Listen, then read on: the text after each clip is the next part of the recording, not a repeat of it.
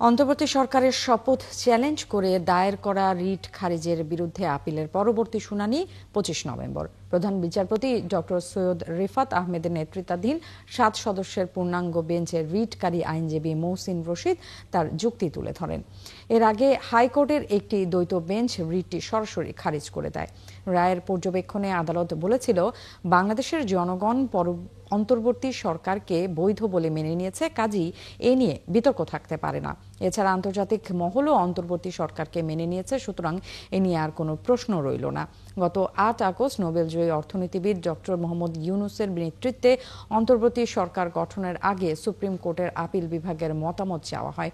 সেদিন তৎকালীন প্রধান বিচারপতি ওবায়দুল সহ আপিল বিভাগের ৭ জন বিচারপতি অন্তর্বর্তী সরকার গঠনের পক্ষে মতামত দিয়ে স্পেশাল রেফারেন্স দেন। সুপ্রিম কোর্টের মতামত ও বৈধতা পাওয়ার পর অন্তর্বর্তী সরকারকে শপথ পাঠ করেন রাষ্ট্রপতি।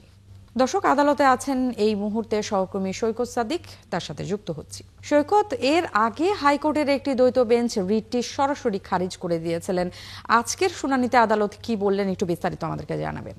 ২৫শে নভেম্বর এই বিষয়ে শুনানির দিন ধার্য রয়েছে। তবে সবকিছু ছাপিয়ে যে বিষয়টি আজকে উঠে এসেছে, যেহেতু এই রিটকারী একজন সিনিয়র আইনজীবী মহসিন রশিদ, তিনি এই শপথের বিরুদ্ধে অন্তর্বর্তীকালীন সরকারের যে উপদেষ্টাদের শপথের বিরুদ্ধে যিনি রিট করেছে আবার খারিজ হয়ে গেছে, পরে উচ্চ আদালতে সুপ্রিম কোর্টে আপিলও করেছে। কিন্তু বিষয়টা যেটা নিয়ে ঝামেলা হয়েছে যে আপিলের পরে এই মামলার শুনানিটা কি আগে হবে বা পরে হবে, বা এটার সিরিয়ালের নিচে নামানো হয়েছে, এইসব বিষয় নিয়ে তিনি তার যে ফেসবুক পেজ রয়েছে সেখানে তিনি স্ট্যাটাস দিয়েছেন বা লাইভে এইসব বিষয় নিয়ে কথা বলেছেন যে তার এই শুনানি হচ্ছে না ঠিক সময়, এরকম নানান ধরনের অসঙ্গতি বা এই আদালতের বিরুদ্ধে তিনি তারপর এই শুনানির বিরুদ্ধে তিনি কথা বলেছেন।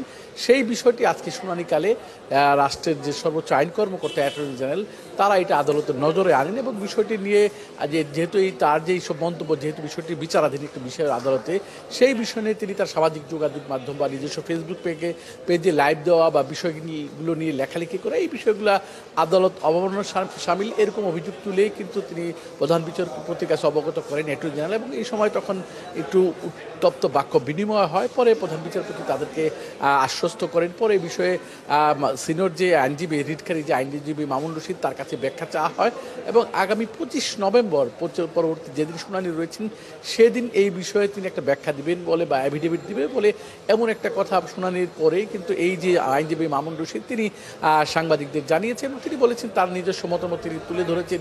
এটা নিয়ে যদি কোনো ভুল ভ্রান্তি হয়, তার যে বাক স্বাধীনতা রয়েছে, কথা বলার স্বাধীনতা, সেই বিষয়ে তিনি রয়েছেন। সব মিলে এই বিষয়ে আগামী ২৫ নভেম্বর শুনানি এবং এই যে রিটকারী আইনজীবী তিনি বলেছেন এই বিষয়ে তিনি আদালতের কাছে জবাব দিবেন, লিখিত জবাব দিবেন।